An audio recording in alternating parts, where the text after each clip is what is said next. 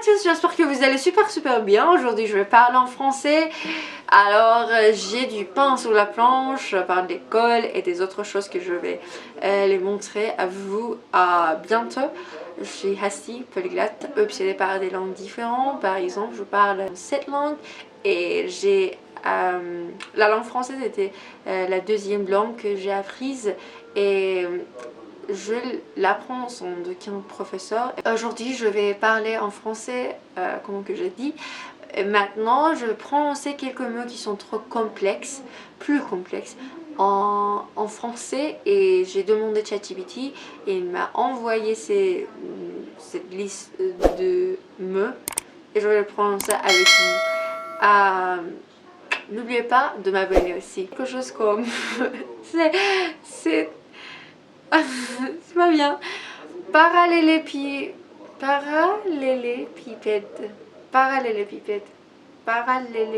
Mignon. Figure géométrique à 6 faces. Oh, c'est comme... Oui. Cube, je pense. C'est cube. Comme une boîte rectangulaire. Oh, je sais maintenant. Un mot cauchemar pour les élèves. Oui. Parallélépipède. Et c'était simple. Après ça, je vais prononcer le mot le plus long et le plus célèbre et souvent cité comme le mot le plus long de la langue française. C'est anticonstitutionnellement.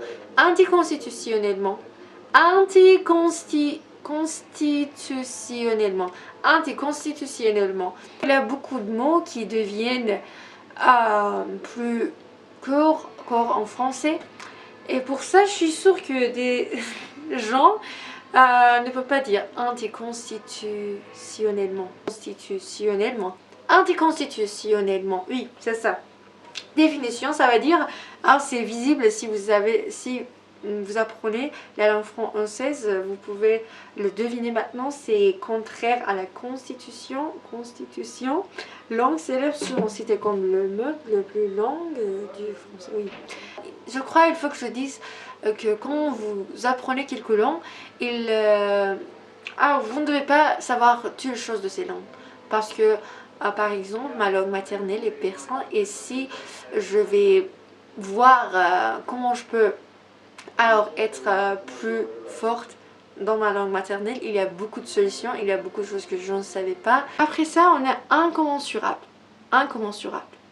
Je vais le prononcer maintenant. Cette fille était incommensurablement époustouflante. Alors oui, après ça, on a bouillabaisse. Incommensurable, ça veut dire tellement grand qu'on ne peut pas le mesurer. Avec une prononciation un peu roulant. Fliboucité. C'est pas roulant son nom, oui. C'est quoi ça? Définition, ça veut dire compris, confus. C'est quoi ça? Son AAA final complique la prononciation pour certains. Je suis iranienne et je peux prononcer haha si ça veut dire pour haha. Je vais le voir. Brouhaha. Non. Brouhaha. Mon nom même se commence avec He, Hasti. Ça veut dire tout le monde, toute la galaxie. Après ça, on a anticonformiste. Anticonformiste, anticonformiste.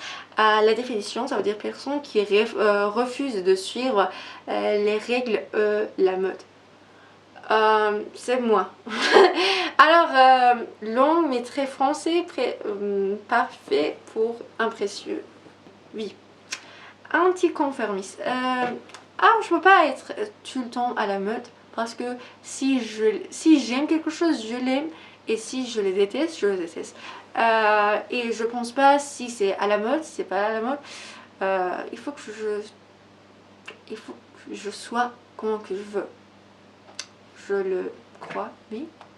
Après ça, on a défenestration, ça veut dire action de jeter quelqu'un par la fenêtre.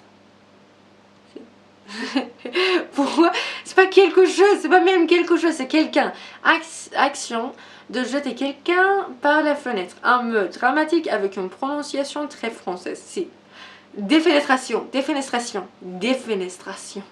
C'est quoi ça? Pourquoi ChatGPT répète une chose? Après ça, on a C'est quoi ça? Hippopotomonstrosecipédaliphobie. Hippopotomonstrosecipédaliphobie. Hippopotomonstrosecipédalilophobie. C'est quoi ça? J'arrive pas à croire que c'est un me. C'est triskaidekaphobie. Triskaidekaphobie. Peur de non 13. C'est tellement mignon. Je vais le prononcer. Triskaidekaphobie. Et je vais l'utiliser normalement. Parce que un mot étrange mais fascinant à dire à voix haute. Triskaidekaphobie. À voix haute. Oui. Il y a quelque chose de trop intéressant du nombre 13. Il y a quelque chose d'intéressant dans notre culture parce que j'ai vu dans la culture française et généralement la culture d'Europe, des gens disent que le nombre 13 n'est pas vraiment quelque chose de la chance. Et pour ça, j'ai compris que... Alors il y a une célébration trop ancienne. C'est pas trop ancien. Il y a une célébration ancienne dans notre culture qui s'appelle Sisaveda. Et quand Nowruz se termine, Nowruz commence avec notre année solaire, calendrier solaire. Et quand Nowruz se termine, on a une célébration qui s'appelle Sisaveda. Et c'est comme défenestration. Défenestration, le nom Sisda. Sisda, ça veut dire 13 en français. Et c'est pour quelqu'un, je le sais, mais le nombre 13 de votre maison. Merci de m'avoir regardé. Si vous aimez cette vidéo, don't forget to like.